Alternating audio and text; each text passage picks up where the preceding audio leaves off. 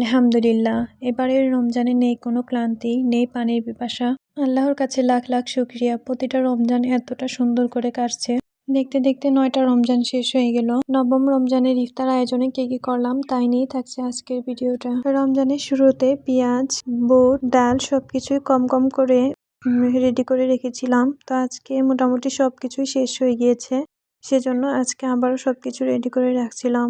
তো বাসার সামনে দিয়ে শাক নিয়ে যাচ্ছিল, তো সেখান থেকেই আমি 2-আটি শাক রেখেছি। শাকগুলো মাশাআল্লাহ অনেক তরতাজা ছিল।